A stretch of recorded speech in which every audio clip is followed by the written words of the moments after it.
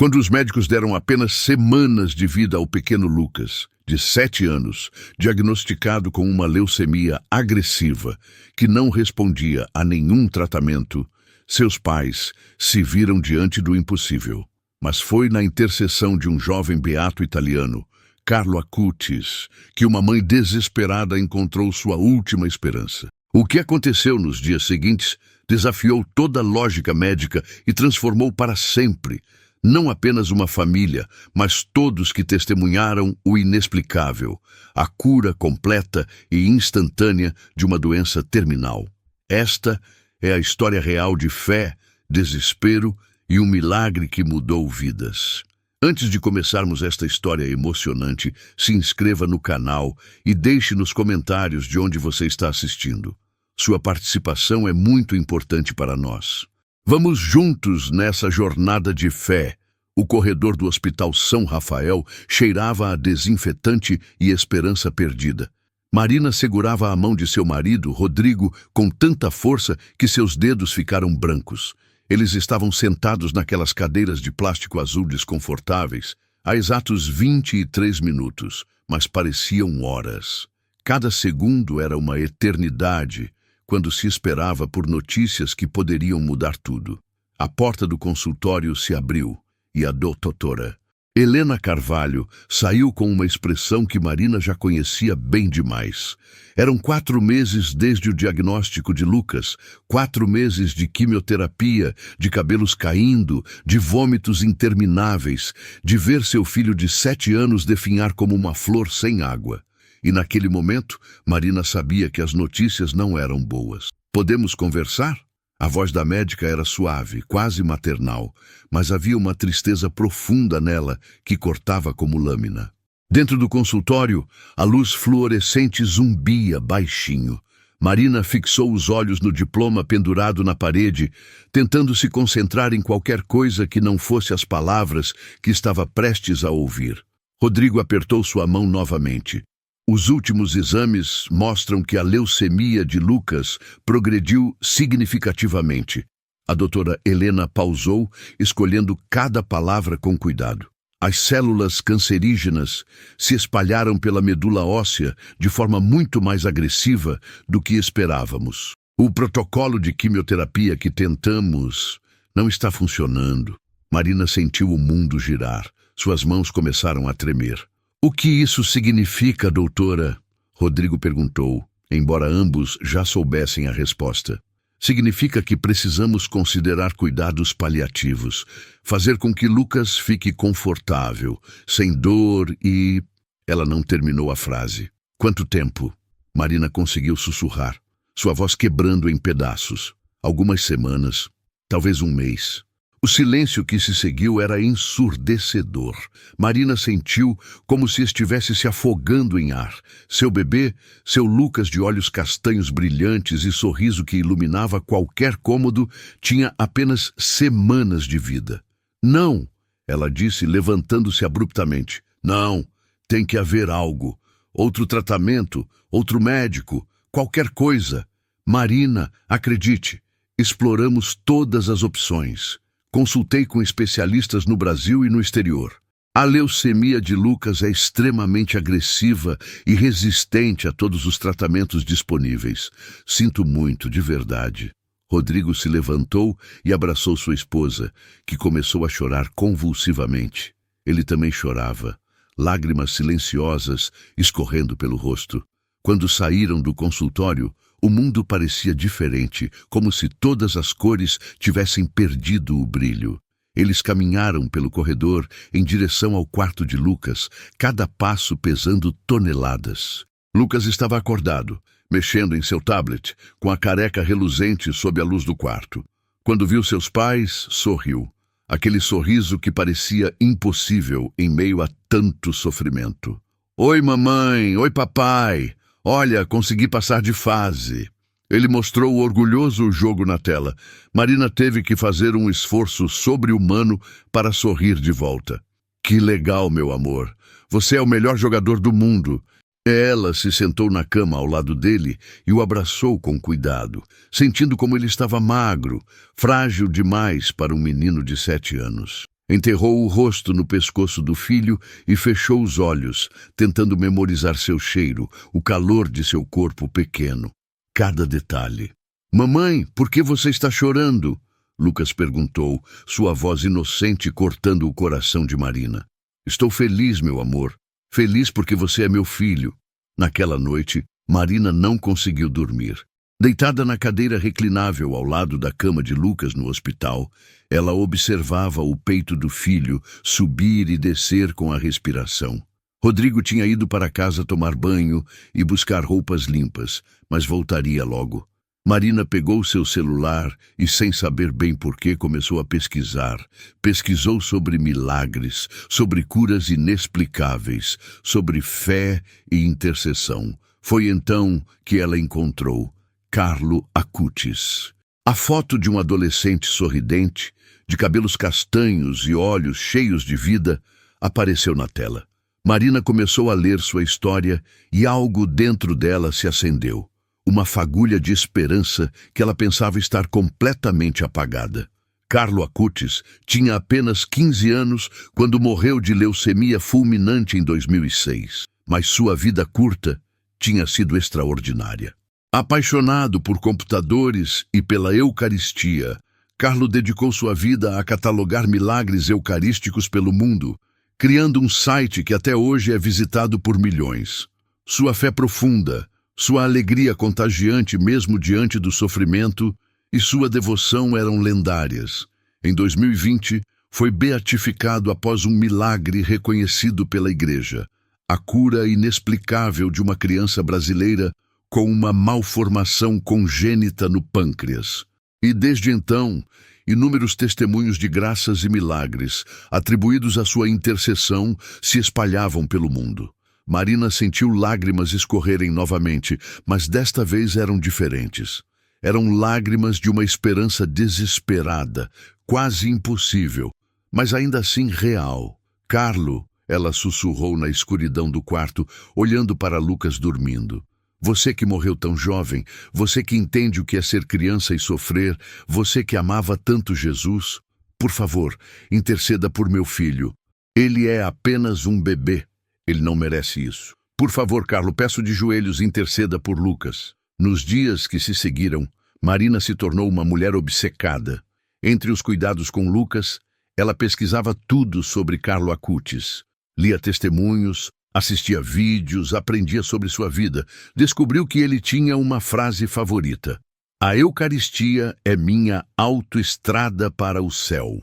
Marina não era particularmente religiosa.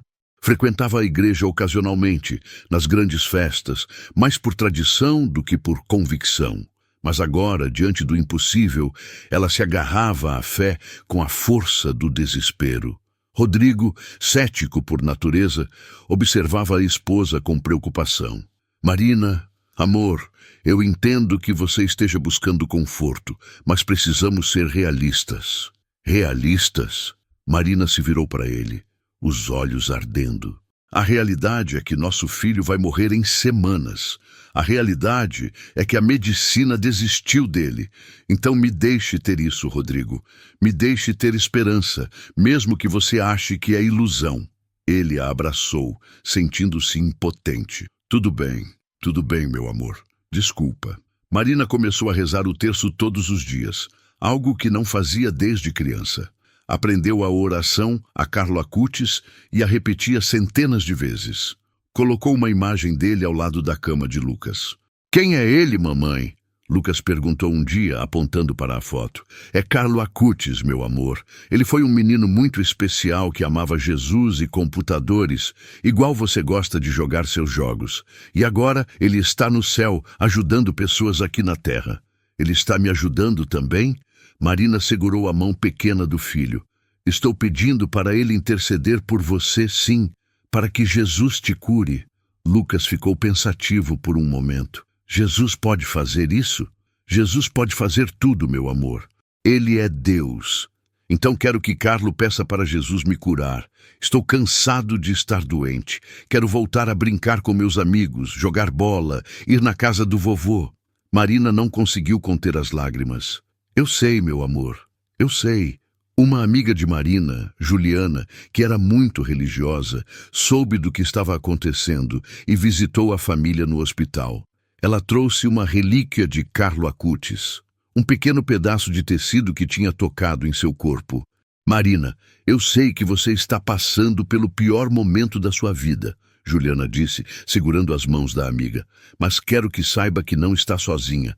Muitas pessoas estão rezando por Lucas, e Carlo Acutis tem intercedido por tantas famílias. Tenha fé. Naquela noite, Marina colocou a relíquia gentilmente sobre o peito de Lucas enquanto ele dormia. Ela se ajoelhou ao lado da cama e rezou como nunca tinha rezado antes. Beato Carlo Acutis, você que conheceu o sofrimento, você que teve apenas 15 anos de vida, mas deixou um legado eterno, você que está diante de Deus agora, olhe para meu filho, veja como ele é pequeno, como ele está frágil. Peça a Jesus para ter misericórdia. Peça para ele realizar o milagre que a medicina diz ser impossível. Eu prometo, Carlo, que se Lucas for curado, dedicarei minha vida a divulgar seu nome, a contar sua história, a levar esperança para outras famílias. Por favor, não deixe meu bebê morrer. Rodrigo o observava da porta, seu coração partido entre o ceticismo e o desejo desesperado de acreditar. Uma semana depois, o estado de Lucas piorou drasticamente. Ele começou a ter febres altíssimas, vomitava constantemente e mal conseguia ficar acordado. A doutora Helena aumentou a morfina para controlar a dor. Talvez seja a hora de levá-lo para casa, ela sugeriu gentilmente.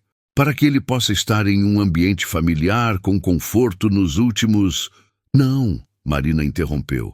Ainda não. Mas, na verdade, ela estava aterrorizada.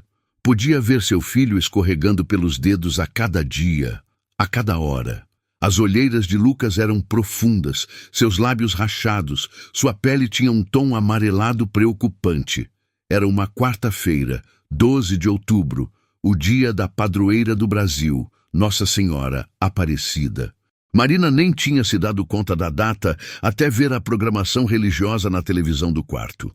Um sinal, ela pensou, tem que ser um sinal. Naquela noite foi a pior de todas. Lucas estava irreconhecível, gemendo de dor mesmo com toda a medicação. Seu corpinho tremia, suor encharcava os lençóis. Marina estava desesperada, impotente, observando seu filho sofrer sem poder fazer nada. Às 3 da madrugada, Lucas acordou de repente, os olhos arregalados, olhando para algo que Marina não conseguia ver. Mamãe, tem um menino aqui, ele disse, sua voz fraca, mas clara. Marina sentiu um arrepio percorrer sua espinha. O que, amor? Onde? Ali. Lucas apontou para o canto do quarto. Ele está sorrindo para mim. Tem uma luz ao redor dele. Marina olhou para onde Lucas apontava, mas não viu nada. Seu coração batia descompassado. Como ele é, meu amor? Tem cabelo castanho, é mais velho que eu. Ele está dizendo que vai ficar tudo bem, que eu vou ficar bom. Lágrimas escorriam pelo rosto de Marina. É ele, ela sussurrou. É Carlo. Lucas sorriu. O primeiro sorriso genuíno em dias, e então fechou os olhos e adormeceu profundamente, mais profundamente do que tinha dormido em semanas. Marina caiu de joelhos no chão, tremendo incontrolavelmente. Obrigada, ela chorava. Obrigada, Carlo. Obrigada, Jesus. Obrigada. Rodrigo tinha ido ao banheiro e, quando voltou, encontrou sua esposa no chão, chorando. Marina, o que aconteceu? Lucas está bem? Ela contou o que tinha acontecido e ele ficou pálido. Marina, pode ter sido a morfina, o delírio da febre. Não foi, Rodrigo. Eu sei que não foi. Ele estava lúcido, ele descreveu. Era Carlo. Era ele. Marina passou o resto da noite acordada, observando Lucas dormir profundamente. Havia algo diferente. Ela podia sentir. O ar no quarto parecia mais leve, como se uma presença pacífica tivesse tomado conta do espaço. Quando o sol nasceu, Lucas abriu os olhos e olhou para sua mãe. Mãe, estou com fome. Marina quase caiu da cadeira. Lucas não pedia comida há dias. Ela chamou a enfermeira imediatamente, que trouxe um caldo leve. Para espanto de todos, Lucas tomou toda a tigela e pediu mais. Isso é inesperado, a enfermeira comentou, verificando os sinais vitais. A febre baixou completamente. A pressão está normal, frequência cardíaca boa. A doutora Helena foi chamada e ficou genuinamente surpresa. Vamos fazer alguns exames, mas isso é incomum para dizer o mínimo. Os exames de sangue foram coletados e enviados para o laboratório. Marina passou o dia inteiro rezando, seu terço nunca saindo de suas mãos. Lucas estava sentado na cama jogando videogame, mais alerta do que tinha estado em semanas. Mamãe, o menino voltou de novo hoje de manhã, Lucas disse casualmente. Ele disse que Jesus escutou suas orações e que eu vou poder jogar bola de novo. Marina abraçou seu filho, lágrimas de esperança e medo misturadas escorrendo por seu rosto. No final da tarde, a doutora Helena entrou no quarto com uma expressão que Marina nunca tinha visto antes. Uma mistura de confusão, espanto e algo que parecia quase medo. Eu não sei como explicar isso. Ela começou, olhando para os exames em suas mãos e depois para Lucas. Os resultados dos exames, a contagem de células cancerígenas caiu drasticamente. Drasticamente mesmo. De níveis críticos para quase normais. O que isso significa? Rodrigo se levantou segurando Marina. Significa que, de alguma forma, o câncer está regredindo. Rapidamente. E eu não tenho explicação médica para isso. Nenhuma. Um milagre, Marina sussurrou. Eu sou uma cientista, Marina. Não costumo usar essas palavras. Mas vou pedir uma bateria completa de novos exames, incluindo uma nova biópsia da medula óssea. Se esses resultados se confirmarem... Ela não terminou a frase, como se tivesse medo de dar esperança. Nos 3 dias seguintes, Lucas continuou melhorando de forma inexplicável. A cor voltou ao seu rosto. Ele começou a ganhar peso. Sua energia retornou. Era como assistir a uma flor murcha voltando à vida em câmera rápida. Os novos exames foram feitos. Marina não rezava mais. Ela vivia em estado constante de oração. Cada respiração era uma súplica. Cada pensamento, uma conversa com Carlo e com Jesus. Uma semana depois da noite em que Lucas viu o menino, a doutora Helena convocou a família para uma reunião. Ela tinha trazido 2 outros oncologistas que tinham revisado todos os exames. Eu pedi para meus colegas aqui reverem tudo, todos os exames, todo o histórico, porque porque não acreditava no que estava vendo. A doutora Helena começou, sua voz tremendo levemente. Marina segurou a mão de Rodrigo com tanta força que doía. A biópsia mais recente da medula óssea de Lucas mostra a ausência completa de células cancerígenas. 0. Não há traço algum da leucemia. O silêncio no consultório foi absoluto por alguns segundos. O que você está dizendo? Rodrigo finalmente perguntou, sua voz quebrada. Estou dizendo que Lucas está curado, completamente curado. Uma leucemia em estágio terminal, resistente a todos os tratamentos, que deveria tê-lo matado em semanas, simplesmente desapareceu em uma semana. Marina desabou em soluços, mas desta vez eram soluços de alegria pura, avassaladora, impossível de conter. Rodrigo também chorava, abraçando sua esposa. Medicamente, cientificamente, isso é impossível. O Dr. Santos, um dos outros oncologistas, falou. Eu revise todos os exames 3 vezes. Não há erro, não há explicação. Isso não acontece. Cânceres não desaparecem assim, especialmente não em casos tão avançados. Mas aconteceu, Marina disse através das lágrimas. Foi Carlo. Foi a intercessão de Carlo Acutis. Foi um milagre. Eu não posso confirmar ou negar isso de uma perspectiva médica. A doutora Helena disse suavemente. O que posso confirmar é que Lucas está curado e que isso desafia tudo o que eu aprendi em 30 anos de medicina. 2 semanas depois, Lucas recebeu alta do hospital. A notícia de sua cura inexplicável se espalhou rapidamente entre a equipe médica e outros pacientes. Muitos vinham conversar com Marina, querendo saber sobre Carlo Acutis, sobre a oração, sobre a fé que ela tinha mantido mesmo quando tudo parecia perdido. No dia em que deixaram o hospital, Marina parou em frente ao quarto onde Lucas tinha passado tantos dias sofrendo. Ela olhou para a cama vazia e para a imagem de Carlo Acutis, que ainda estava colada na parede. "Obrigada", ela sussurrou. "Obrigada por não desistir do meu filho quando todos desistiram." Em casa, Lucas voltou a ser uma criança normal. Seu cabelo começou a crescer novamente, primeiro como uma penugem suave e depois em cachos castanhos, cheios de vida. Ele voltou a brincar, a correr, a rir daquela risada alta e contagiante que Marina pensava nunca mais ouvir. Marina cumpriu sua promessa. Ela criou um grupo de oração dedicado a Carlo Acutis, onde famílias se reuniam semanalmente para rezar por curas e milagres. Contava a história de Lucas repetidamente, com lágrimas nos olhos todas as vezes, para qualquer pessoa que quisesse ouvir. "Carlo Acutis não apenas curou meu filho", ela dizia nas reuniões. "Ele curou minha fé. Eu estava perdida, desesperada, sem acreditar em nada.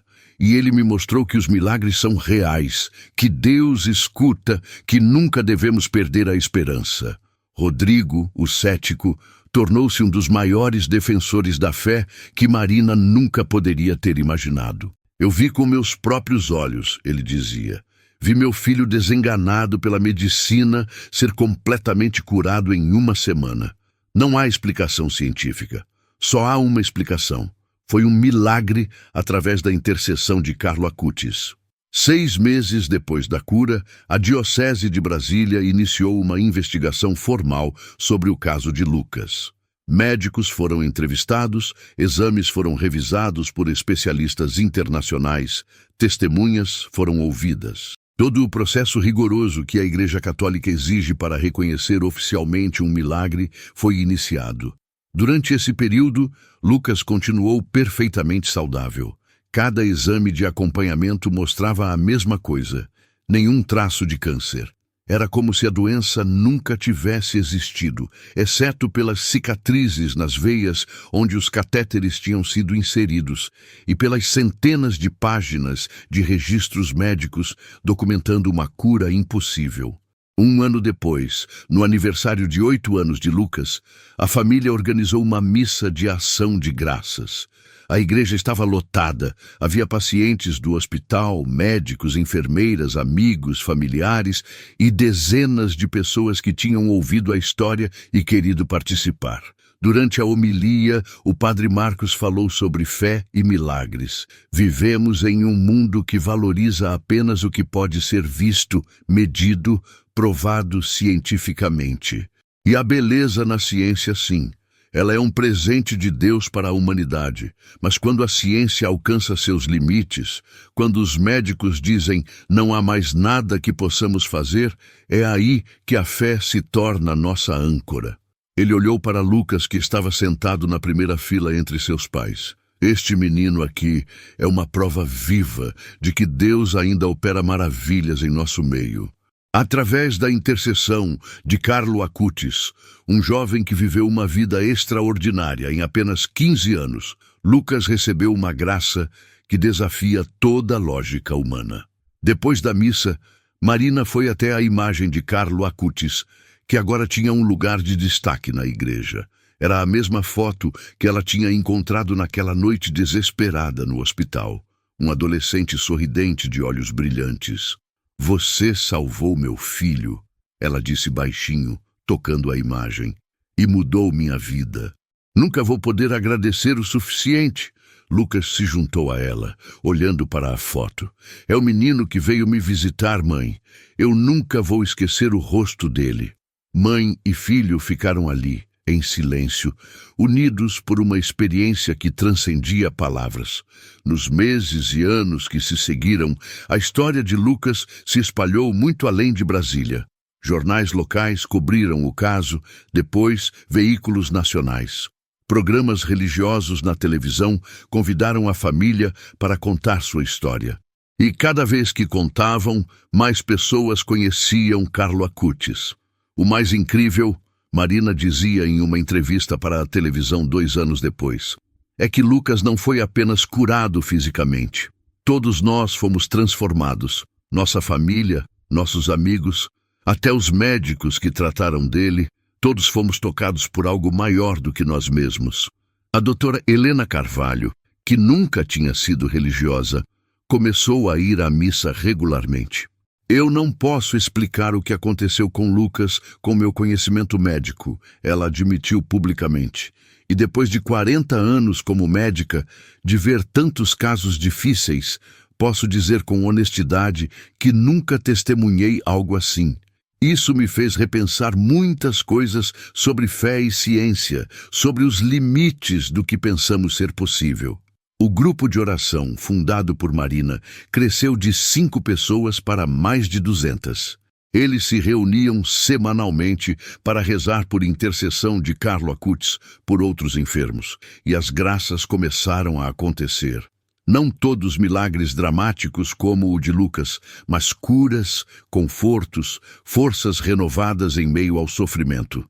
Uma dessas pessoas era Dona Amélia, uma senhora de 70 anos com câncer de mama em estágio avançado.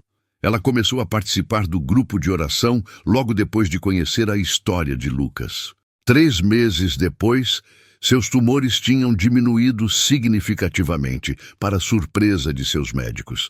6 meses depois, não havia mais traço de câncer.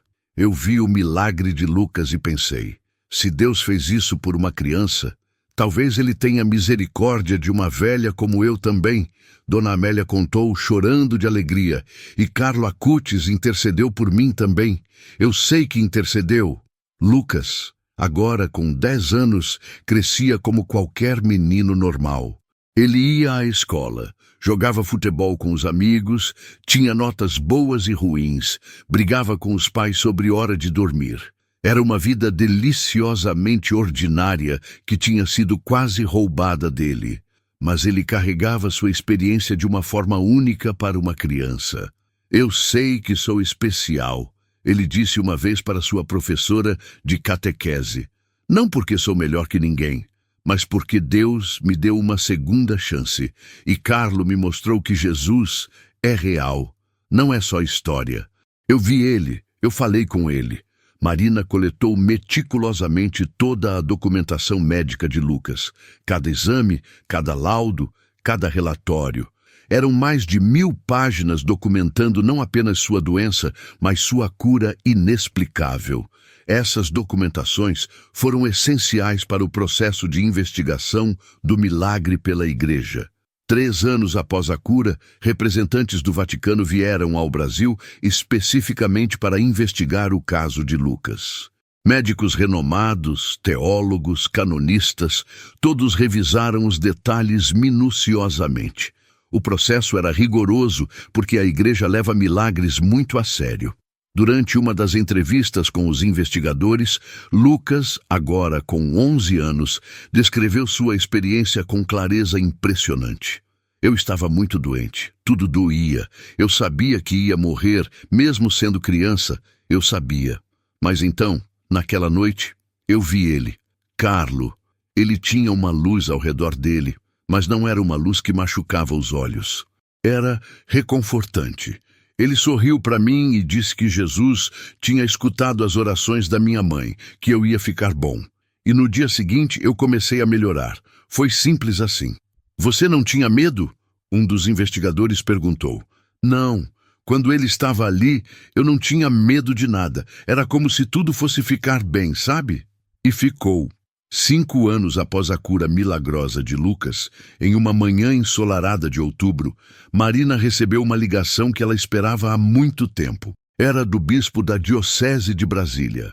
Marina, tenho uma notícia maravilhosa. O Vaticano concluiu a investigação sobre a cura de Lucas. Ela foi oficialmente reconhecida como um milagre atribuído à intercessão do beato Carlo Acutis. Marina deixou o telefone cair no chão. Suas pernas fraquejaram. Rodrigo correu até ela, preocupado. O que foi? O que aconteceu? Reconheceram. Ela chorou. Reconheceram como milagre oficial. Carlo, o milagre de Carlo, através do Lucas, foi reconhecido pela igreja. A notícia se espalhou rapidamente. Aquele seria o segundo milagre atribuído a Carlo Acutis, o que poderia eventualmente abrir caminho para sua canonização, para que ele se tornasse Santo Carlo Acutis. Uma cerimônia especial foi organizada em Brasília. Lucas, agora com 13 anos, estava na primeira fila com seus pais. Ele era um adolescente saudável, cheio de vida, sem nenhum traço da doença que quase o matou. Durante a cerimônia, o bispo leu o decreto oficial do Vaticano, reconhecendo a cura de Lucas como um milagre inexplicável pela ciência, atribuído à intercessão de Carlo Acutis. Não havia um olho seco na catedral. Este milagre nos lembra, o bispo disse em sua homilia, que Deus não está distante. Ele está presente, ativo, trabalhando através de seus santos, mesmo os mais jovens. Carlo Acutis viveu apenas 15 anos, mas seu impacto continua crescendo, tocando vidas, trazendo esperança, realizando milagres. Depois da cerimônia, jornalistas do mundo inteiro queriam entrevistar a família. A história de Lucas foi coberta por meios de comunicação internacionais. A CNN fez um especial sobre o milagre brasileiro de Carlo Acutis. Publicações católicas dedicaram edições inteiras ao caso. Mas para Marina, Rodrigo e Lucas, o reconhecimento oficial era importante sim, mas não era o mais importante. O mais importante era que Lucas estava vivo, saudável, com toda uma vida pela frente. Sabe o que eu quero ser quando crescer? Lucas disse para sua mãe uma noite, pouco depois da cerimônia. O que, meu amor? Quero ser como Carlo. Quero usar a tecnologia que eu amo para falar de Deus, para ajudar pessoas, para fazer diferença. Carlo fez um site sobre milagres.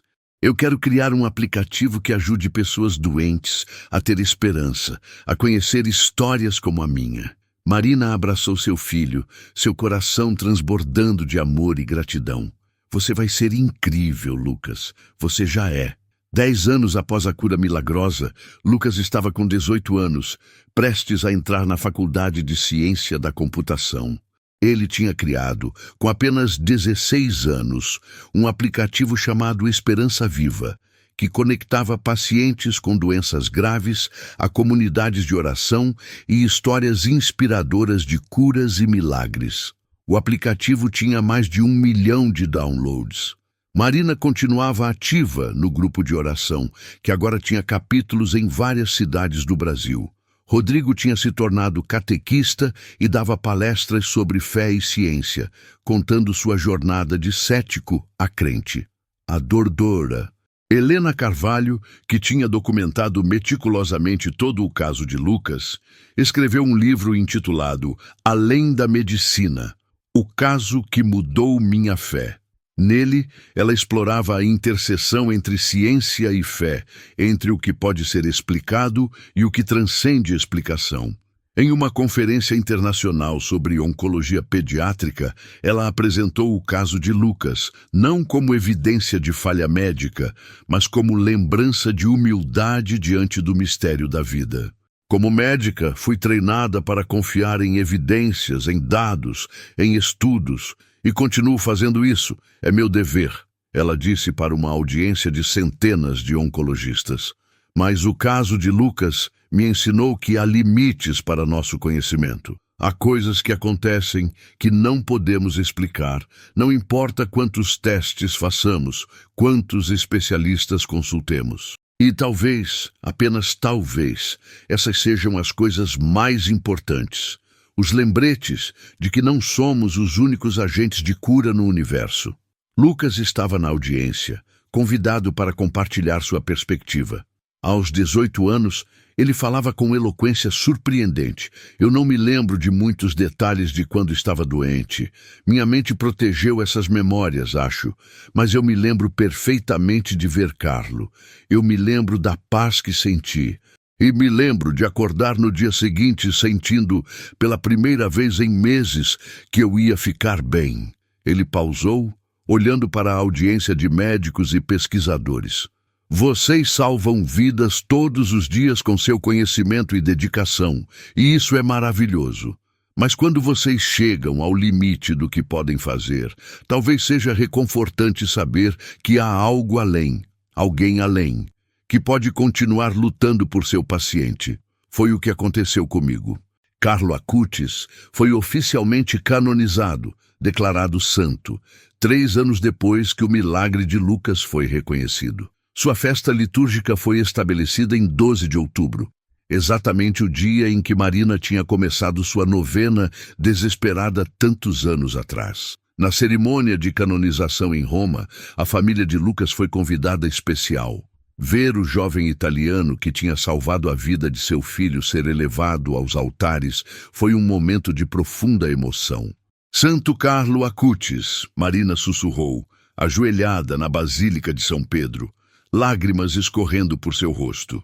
Obrigada por não apenas salvar meu filho, mas por salvar nossa família, nossa fé. Você transformou nosso desespero em testemunho, nossa dor em propósito. Lucas, agora um jovem adulto, ajoelhou-se ao lado de sua mãe. Ele olhou para a imagem de Carlo, aquele mesmo adolescente sorridente que ele tinha visto em seu quarto de hospital tantos anos atrás. Você me deu minha vida de volta. Ele orou silenciosamente. Agora eu quero usá-la para fazer o que você fazia, apontar pessoas para Jesus, usar a tecnologia para o bem, viver cada dia com propósito. De volta ao Brasil, a história de Lucas continuava inspirando. Sua página nas redes sociais, onde ele compartilhava sua jornada e falava sobre fé, tinha milhões de seguidores. Ele recebia mensagens diariamente de pessoas ao redor do mundo.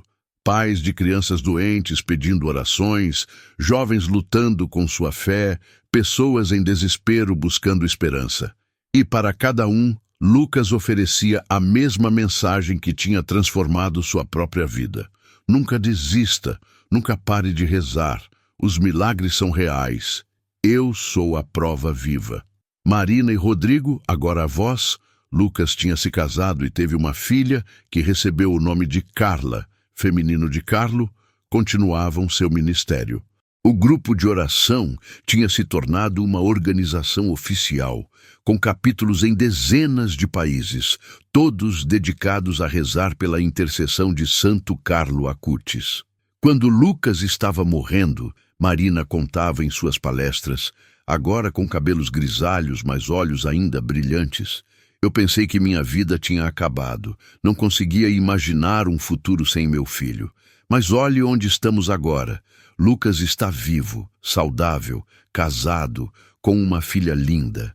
E juntos nós levamos esperança para milhares de famílias que estão passando pelo que passamos. A doutora Helena, aposentada, mas ainda ativa em consultoria, frequentemente participava dessas palestras. Do ponto de vista médico, Lucas não deveria estar aqui, ela dizia simplesmente.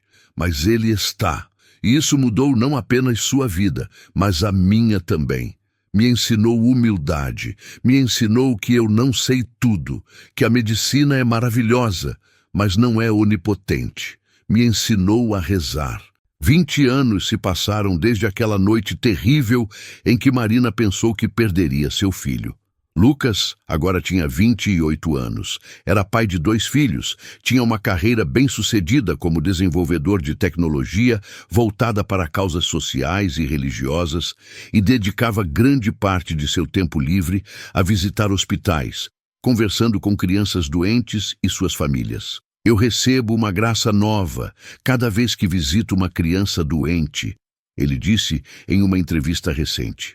Porque eu vejo meu próprio reflexo nelas, a fragilidade, o medo, a dor. Mas também posso oferecer algo que nem todos podem oferecer, esperança baseada em experiência real. Eu posso olhar nos olhos deles e dizer, eu estive onde você está, eu achei que ia morrer, mas estou aqui. E você pode estar aqui também.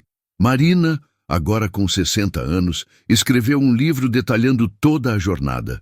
desde o diagnóstico devastador até a cura milagrosa, e todos os anos de testemunho que se seguiram. O livro, intitulado O Menino que Veio do Céu, Nossa História com Santo Carlo Acutis, tornou-se best-seller internacional. Na dedicatória do livro, ela escreveu: para Lucas, meu milagre vivo, para Carlo, nosso intercessor celestial, e para todos os pais que passam noites em claro ao lado de camas de hospital, chorando e rezando, não desistam. Os milagres ainda acontecem. O impacto da história de Lucas transcendeu religiões e fronteiras. Médicos ateus se viram questionando suas certezas.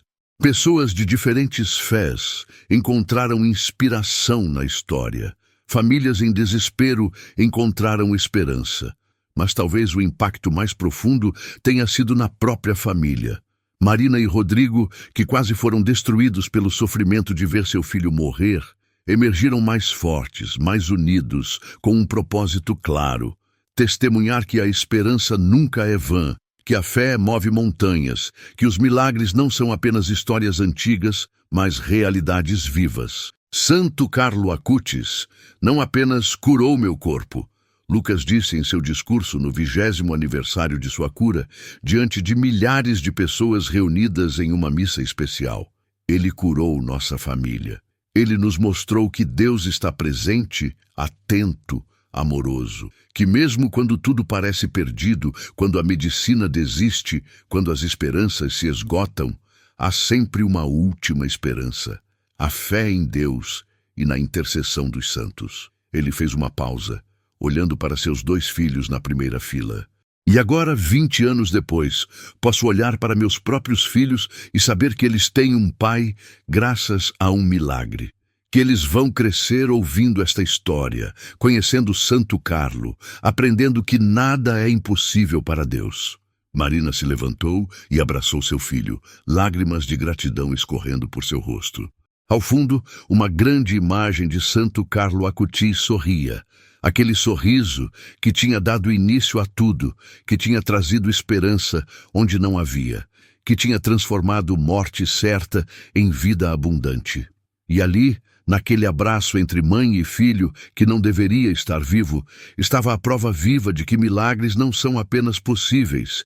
Eles acontecem, transformam, salvam, renovam, e continuam ecoando através dos anos, tocando corações, mudando vidas, trazendo luz às trevas mais profundas. A história de Lucas é a prova de que nunca devemos perder a esperança, mesmo quando toda lógica diz o contrário.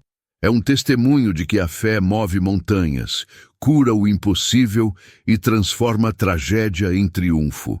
É um lembrete de que santos não são apenas figuras históricas distantes, mas intercessores vivos e ativos que continuam trabalhando por nós, levando nossas súplicas a Deus, trazendo seu amor e misericórdia para nossas vidas.